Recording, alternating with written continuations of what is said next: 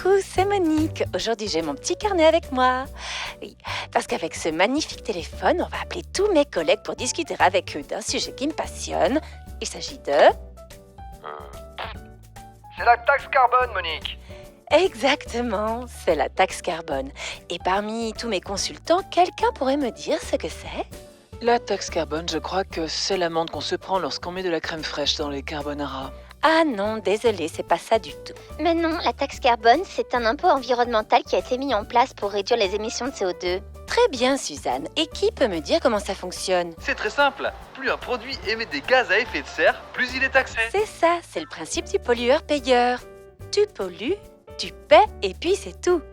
Les produits qui favorisent la transition énergétique sont donc moins chers. Exactement. Et le coût des énergies fossiles, en revanche, est plus cher. Comme Stéphane. Stéphane est cher. Oui, c'est très drôle, mais on reste concentré.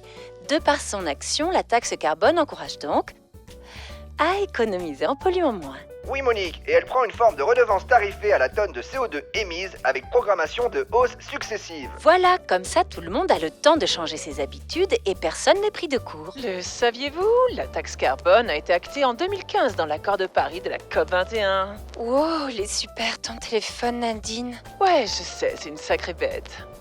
Plus de 40 pays dans le monde ont adopté la taxe carbone. Alors que moi, personne ne m'a jamais adopté.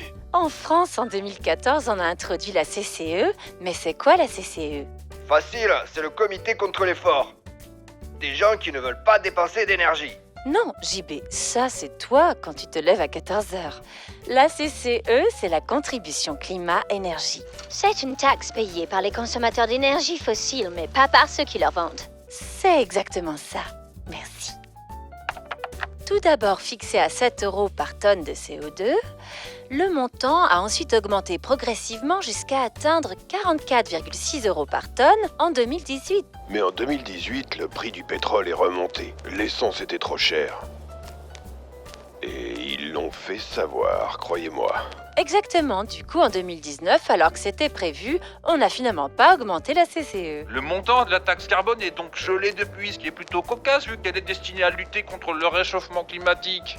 Ah oui, ça c'est amusant, tiens Maurice. Ah, et en mars 2021, le Parlement européen a voté pour l'instauration d'une taxe carbone en frontière de l'UE. Merci Josie, t'es vraiment extra.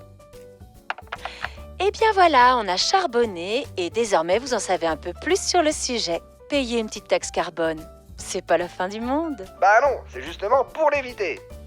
Allez, quant à nous, on se retrouve très bientôt pour une nouvelle leçon d'économique. Bisous bisous.